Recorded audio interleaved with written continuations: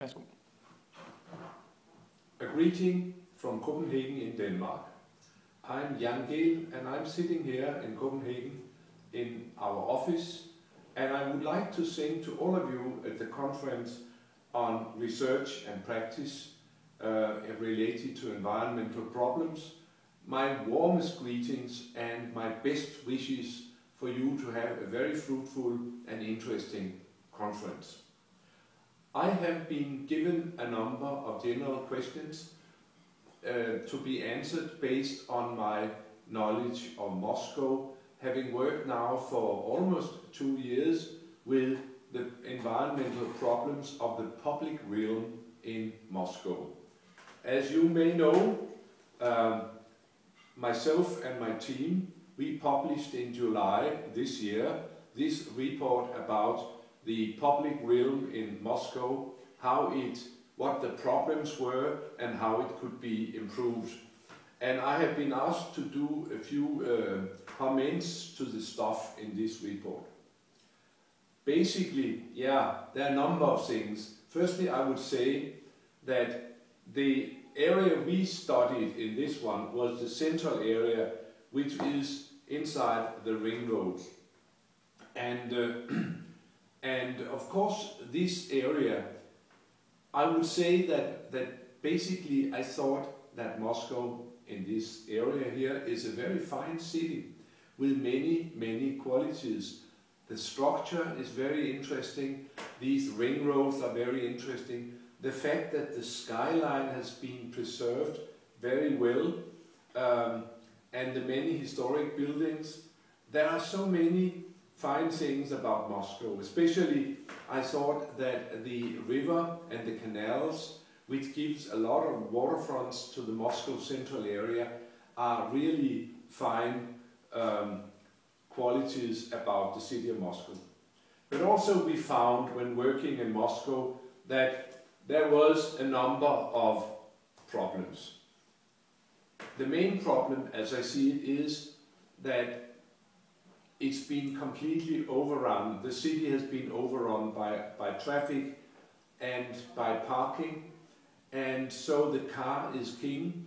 And a byproduct of this has been that the people on the streets, in the squares of Moscow, have up till now generally been treated increasingly bad.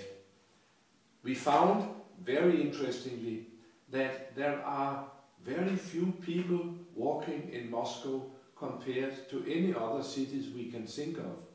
Even in St. Petersburg, there are much more people on the streets because that city is quite a bit more friendly and inviting for pedestrians and public life.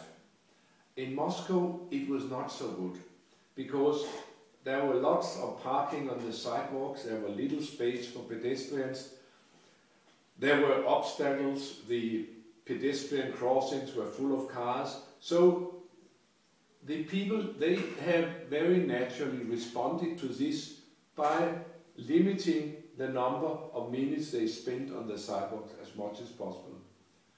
Moscow, if we compare Moscow to a city like Paris, Paris is definitely organized so it invites people to walk very much, and there are lots of people on the streets in Paris all over the city, and it's great pleasure to walk in Paris.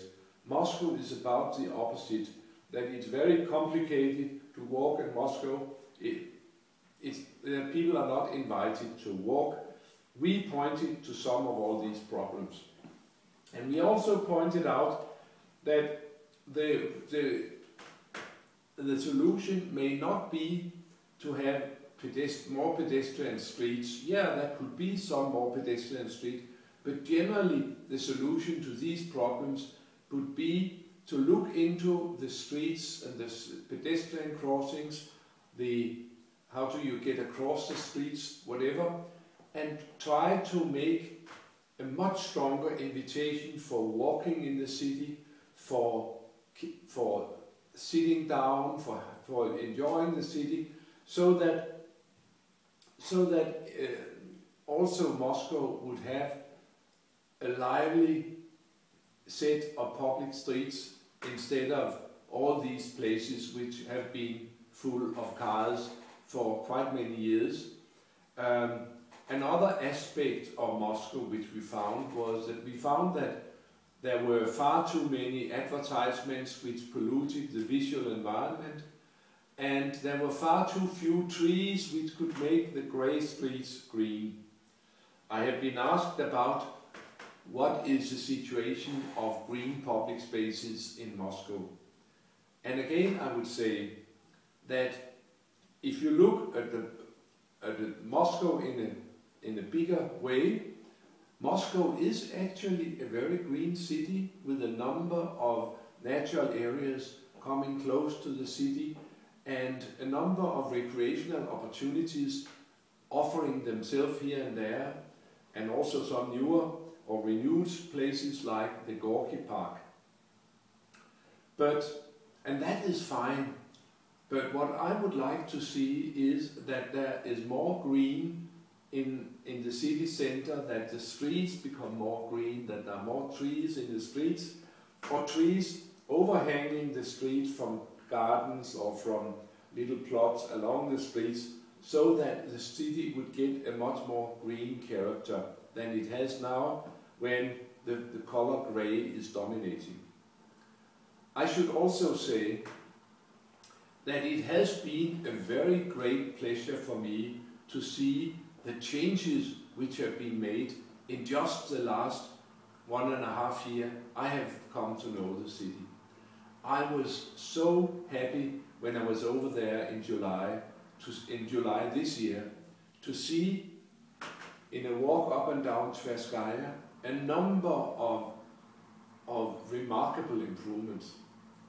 On the whole length of Tverskaya, suddenly the parking on the sidewalk had gone away. The parking in the pedestrian crossing alongside the sidewalk has gone away.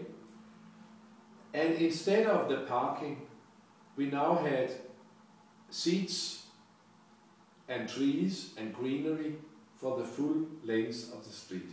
Here was a street, a main street in the world, where you could hardly sit and where there was no green elements. Now there are seats all the way and there are green elements. And furthermore, much of the advertisement which were hanging all over the sidewalks have gone away. That means that now you could see from one end of the street to the other.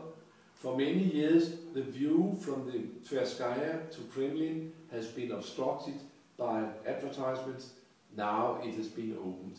I was so happy to see this change, and I see this as a first example of the improvements which is absolutely needed in Moscow.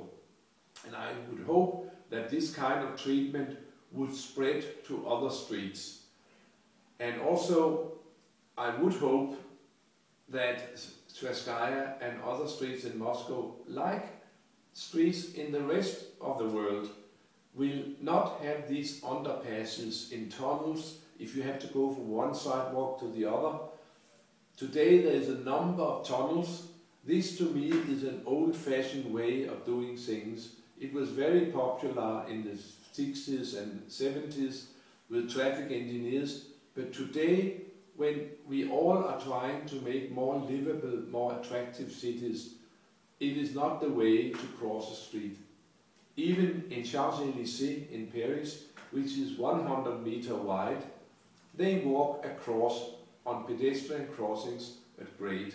So I have a secret dream that maybe the tunnels under Tverskaya would be closed and we can cross the city as they do in many other cities. They do it in New York, they do it in London, they do it in Paris. And that also will mean that what is impossible today is impossible today for elderly people to get across, for handicapped people, for many children to get across. And if you can walk on the grade, then suddenly everybody can cross the street. That is much more human than it is to have all these tunnels. I think it's interesting that going to St. Petersburg and looking at Nevsky Prospect, there are no tunnels. I thought that was funny. Why is there no tunnels in St. Petersburg? Then I was told it's because St. Petersburg is built on a swamp, so if you dig down, you will have water in the tunnels. I could always hope that there would be some water in Moscow so we could eliminate the tunnels. This is just some of the things we have suggested. We have suggested a number of issues which will lead to a much more people-friendly city and gradually will lead to a city where people will enjoy walking much more, enjoy spending time on the squares and in the parks much more. Also, I can hope that over time there will be an infrastructure for bicycles so that you could bicycle much more in Moscow, which is basically a very flat city with very wide streets, so there are good room for bicycle lanes in many of the streets. Also, we have pointed out that instead of all these cars and the overcrowded metro, we need to have another surface transportation system.